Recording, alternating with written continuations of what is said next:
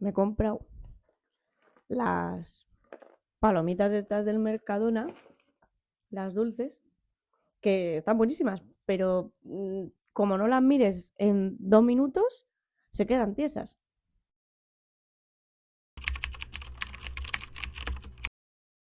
Bueno, bienvenidos un día más. El caso de hoy es un caso bastante doloroso porque aparte de que implica una situación de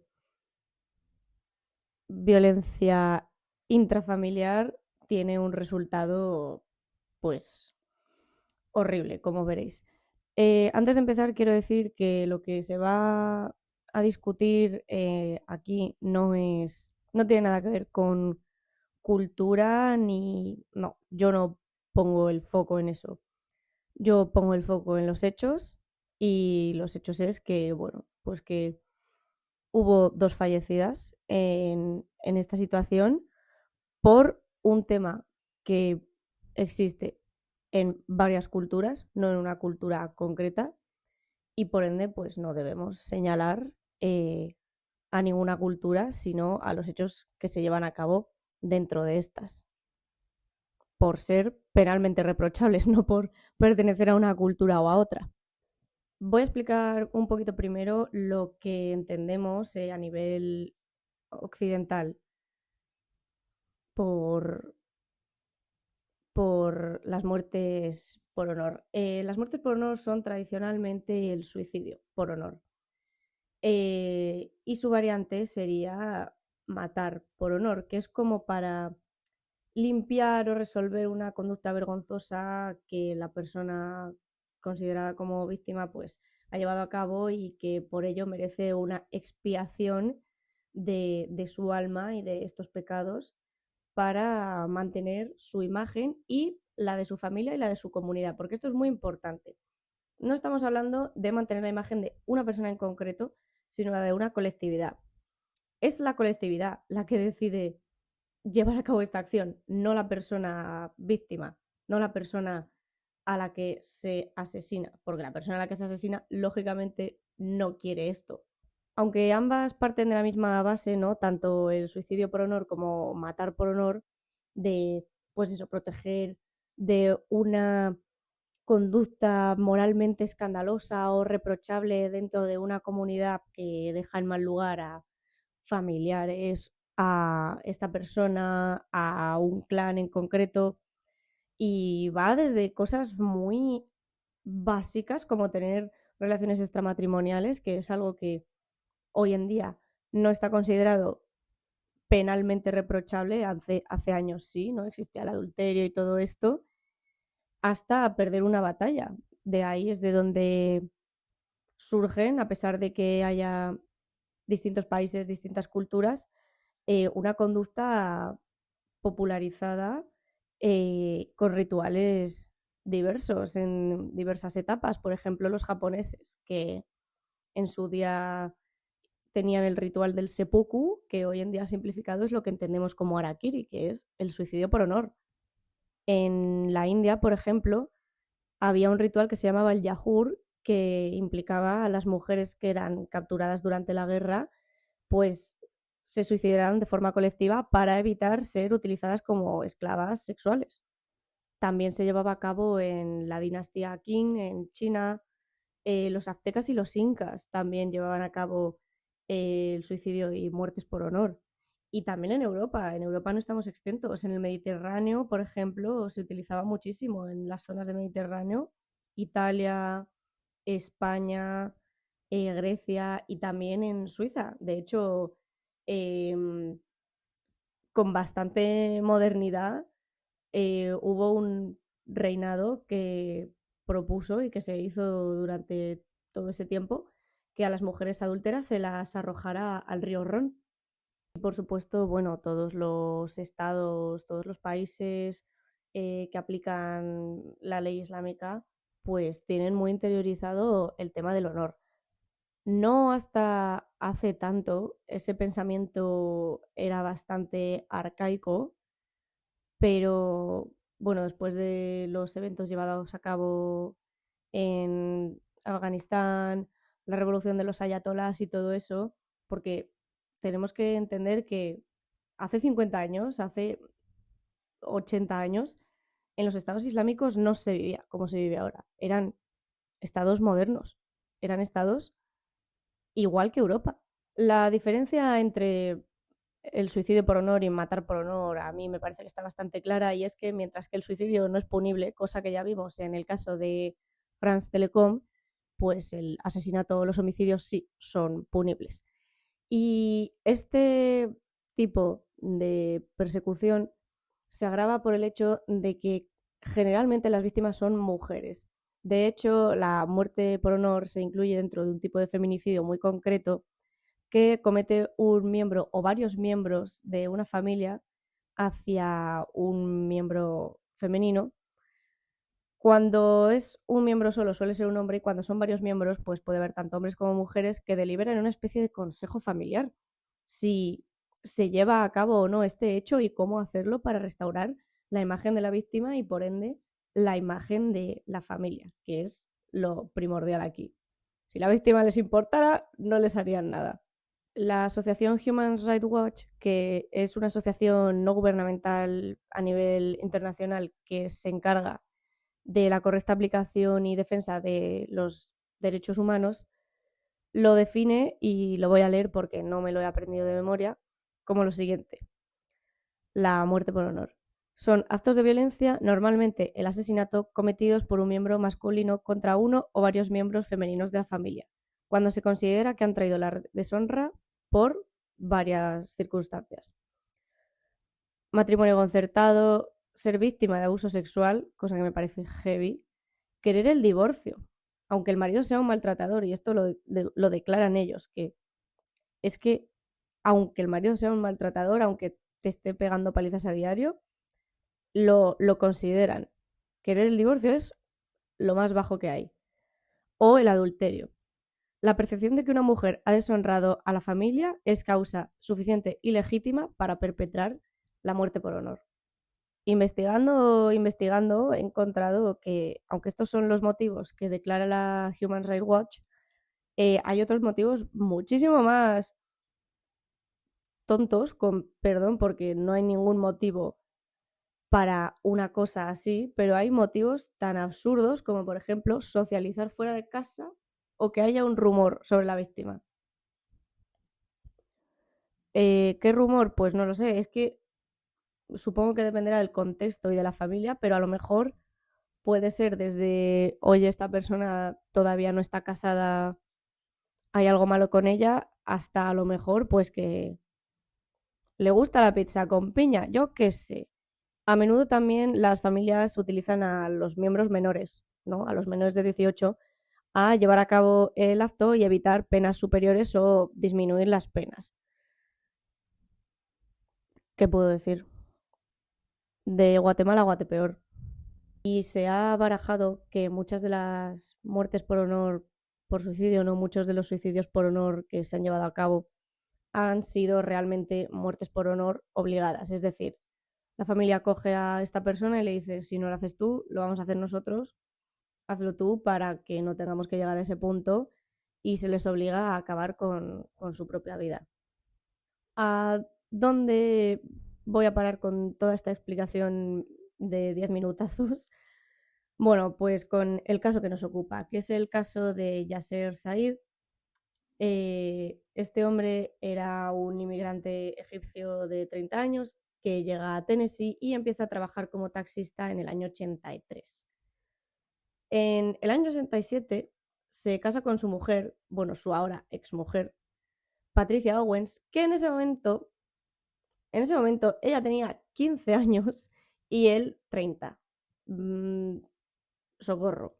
Mientras él tenía una relación paralela de la que tuvo otra hija, por cierto, en el año 88 Yasser y Patricia tienen un hijo, Islam, el mayor de todos. Luego, en el año 89, nace Amina y en el año 90 nace Sara. Tanto Patricia como las niñas fueron abusadas a lo largo de toda su vida.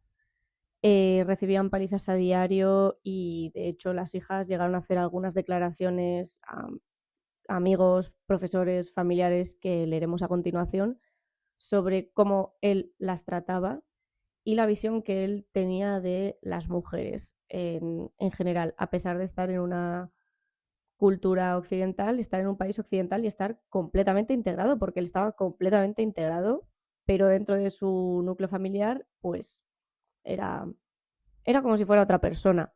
Después de años de toda su vida de maltrato psicológico y físico, incluso abuso sexual, en diciembre de 2007 las chicas Amina y Sara, de 18 y 17 años consecutivamente, huyen a Oklahoma. El novio de Amina en ese momento tenía unos parientes allí y les convenció para que las ayudaran y para esconderse de su padre. A lo largo de los años, tanto Sara como Amina habían hecho saber que su padre las maltrataba. De hecho, Sara una vez llegó a escribir un mensaje de texto a sus amigos que se recuperó, diciendo que necesitaba que alguien fuera a sacarla de casa, que no podía más y que su padre la trataba como una puta. En varias ocasiones, Amina, que era la mayor, trató de contactar con los servicios sociales y notificar la situación familiar en el instituto y en los hospitales cuando tenía que ir, porque su padre las pegaba y les dejaba heridas y moratones por todas partes. Pero su madre siempre la acababa disuadiendo. Su madre, yo, por lo que he estado leyendo, la impresión que me llevo es que Patricia era una mujer completamente alienada, que se había criado sin familia prácticamente, era huérfana desde hacía mucho tiempo y que había depositado todas sus esperanzas en este matrimonio y en que las cosas mejorarían y en que Yasser era un buen hombre y que a la larga cambiaría. Imaginaos cómo sería la situación que solo 10 días antes de toda esta historia, Amina había escrito a una de sus profesoras, a la de historia concretamente, porque era con la que mejor relación tenía, para decirle lo que iban a hacer, que se iban, que huían y que el motivo era que su padre convertía sus vidas en pesadillas, que le tenían miedo, que no podían más y que creían que él era capaz de acabar con sus vidas. ¿Cuál era el motivo de todo esto? Pues bueno, si tenemos en cuenta que las chicas habían estado recibiendo palizas y violencia toda su vida, en los últimos meses se agravó el tema y fue por lo que tuvieron que oír, porque Amina y Sara habían conocido a sus novios. Su padre no quería que ellas tuvieran novio, al menos no un novio occidental, y había planeado para ambas matrimonios concertados, que ellas no tenían pensado cumplir. Por eso su carácter se agravó. Como ya os he comentado, Patricia era huérfana y cuando consigue contactar con sus hijas, las convence, cuando ellas ya estaban en Oklahoma, para que queden las tres en Texas, antes de Nochevieja, para visitar la tumba de su abuela, de la madre de Patricia, ya que me parece que era el 15 aniversario desde que había fallecido. Y una vez allí, bueno, pues acabó convenciéndolas para que volvieran a casa. Yasser había convencido a Patricia de que él había cambiado y que quería que él y las chicas estuvieran bien, quería que se perdonaran, que no entiendo que te tienen que perdonar, que tienes que perdonarles tú a ellas, pero bueno, y le convenció a ella para que convenciera a las chicas para volver. El 1 de enero de 2008 las tres vuelven a casa y Yasser las recibe como pues poco más que le faltó montar una fiesta, las besó, las abrazó, les pidió perdón y le dijo a las chicas que se las iba a llevar a comer para hacer las paces. Patricia quiso ir con ellos, pero él le dijo que no, que era una conversación que tenían que tener padre e hijas para arreglar sus diferencias y las subió en su taxi y jamás regresaron. No se sabe muy bien si el arma de fuego que utilizó Yasser la había tenido siempre o si la había adquirido hacía poco tiempo, teniendo en cuenta que era un taxista en una zona no conflictiva, pero sí digamos que no es de lo más moderno que hay en Estados Unidos, pues es probable que la tuviera desde hacía tiempo. Lo que sí sabemos es que Amina falleció al instante en cuanto recibió los primeros tiros y Sara, sin embargo, sobrevivió lo suficiente como para llamar a emergencias, cuando Yasser ya había huido. Lamentablemente, cuando los servicios de emergencias llegaron, no había nada que hacer. Las dos habían fallecido y está por ahí la llamada que hizo Sara al 911, que es el número de emergencias de Estados Unidos, diciendo: socorro, socorro, mi padre me ha disparado, me voy a morir. Aquí es donde viene para mí lo más cachondísimo de todo, y es que este tío ha estado fugado. Este tío ha estado en la lista de los más buscados del FBI durante la friolera de 12 años. Un tío que era un taxista. Es que todo después de los hechos desaparece. Está claro que ha sido él. Todas las pruebas apuntaban a que había sido él. Estaba su arma de fuego, estaba su ADN, no había duda de que había sido él. Pues desapareció y no fue hasta después de años y años de falsas alarmas de que si estaba trabajando en un aeropuerto en no sé dónde, en el JFK de Nueva York, como taxista, no le detuvieron hasta el 26 de agosto de 2020. 12 años habían pasado en un pueblo de Texas que se llama Justin, que debe de ser de las zonas más grandes, pero nada que ver con Nueva York, que es donde se le estaba situando. ¿Dónde había estado este tío durante 12 años?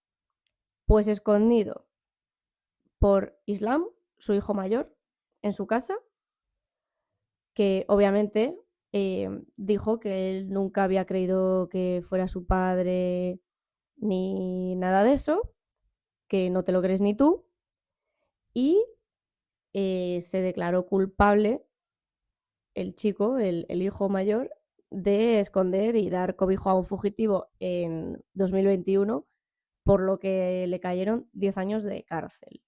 Sabemos que Patricia se divorció de él inmediatamente después de los hechos. En 2009 ya obtuvo el divorcio completo en 2009 porque al estar él fugado y en paradero desconocido, pues si te consideran desaparecido, esto en España funciona así y me imagino que en Estados Unidos también.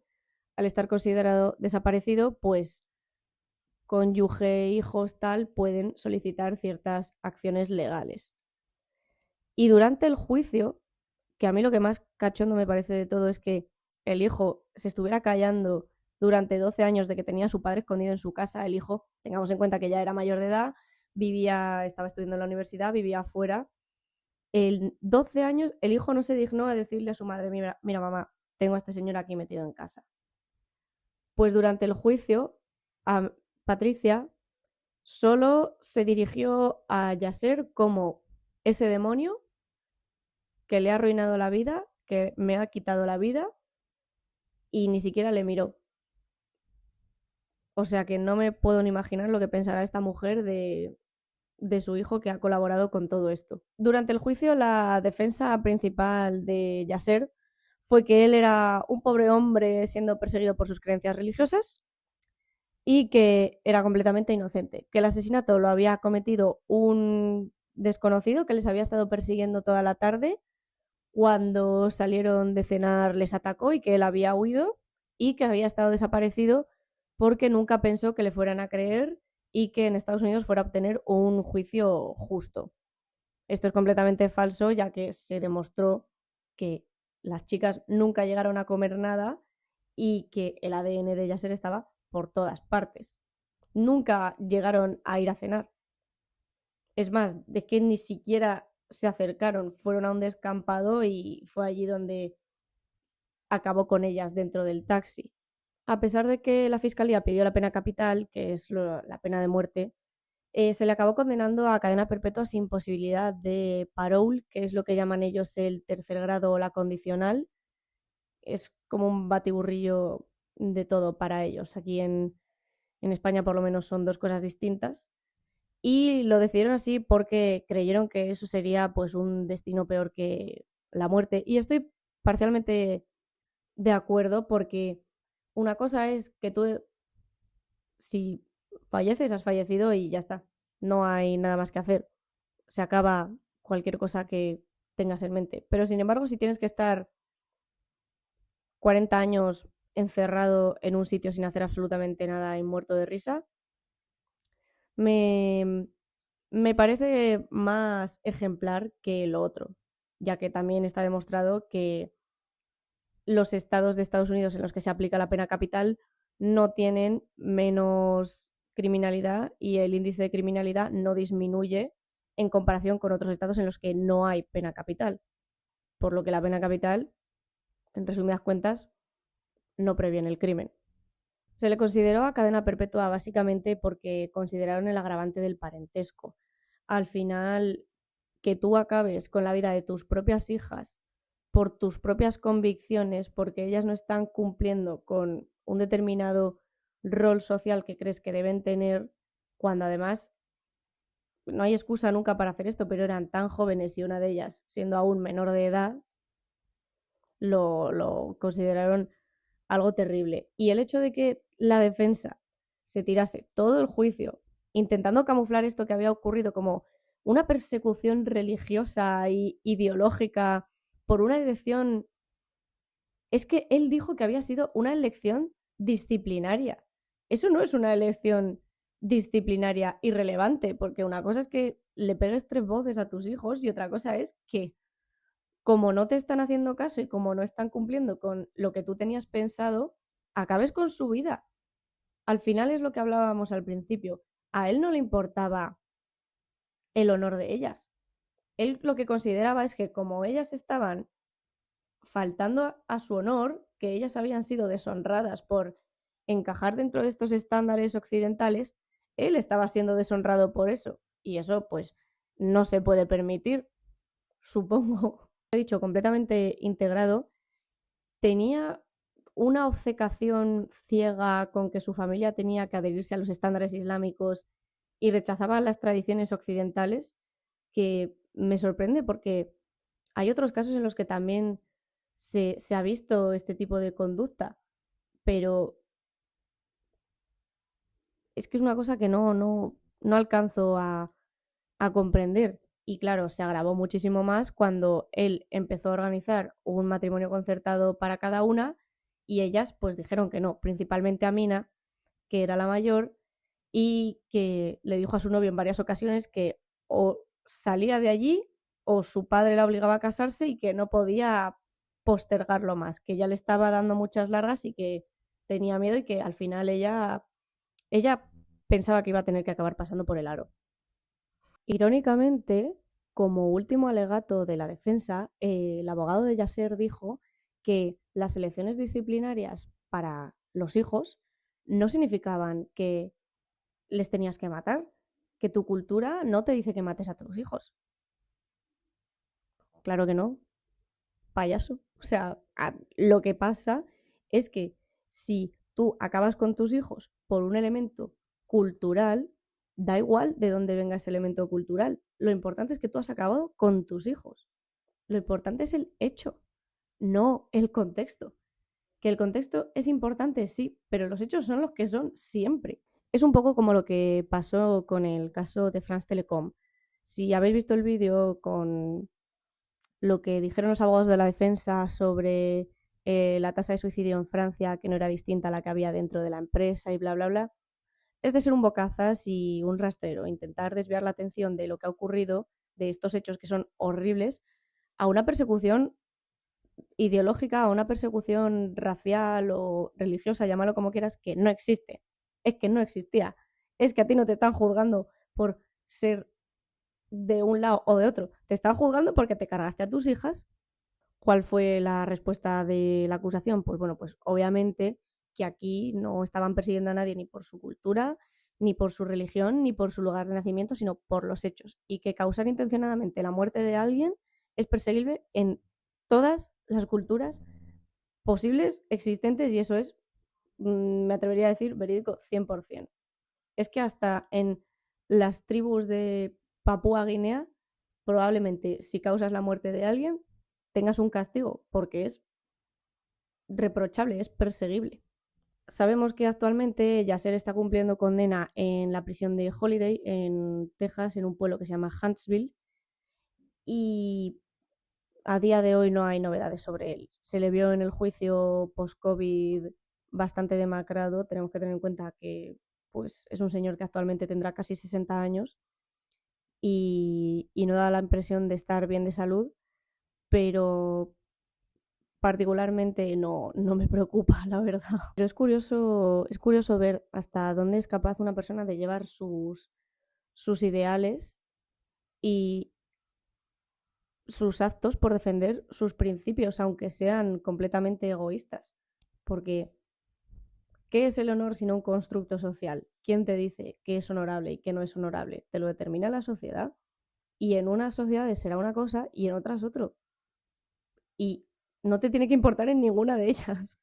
En fin, es un caso muy desagradable. Yo lo he pasado muy mal leyéndolo porque mientras que hay otros casos de violencia vicaria en las que los padres, uno de los progenitores hace daño a los hijos para hacerle daño a los otros, son muy notorios. Esto no tiene nada que ver con violencia vicaria ni con violencia de género. En parte sí, porque siempre se señala a las mujeres en estos casos, rara vez se hace a los hombres, pero también tenemos que tener en cuenta que los estándares para los hombres y para las mujeres son distintos en cada cultura y obviamente hay un elemento de machismo ahí. Y sobre todo se me hace duro porque pienso cómo alguien sería capaz de hacer esto a unos niños que son sus hijos y que además no han hecho nada, no han hecho absolutamente nada malo, nada penalmente reprochable. Las dos eran estudiantes modelo, sacaban buenas notas, estaban completamente integradas, tenían amigos. No es un delincuente juvenil que está, no sé, robando coches o entrando a robar a casas y tienes que tomar medidas, ¿no? Es, es un asunto completamente de machismo interiorizado y de una idea cultural e ideológica pues completamente rancia, porque es la de las cosas más absurdas que yo me puedo imaginar, darle importancia al honor, porque tus hijos no están siguiendo el patrón que tú quieres. En fin, espero que no se os haga hecho muy cuesta arriba. Gracias por estar aquí un día más y nos vemos.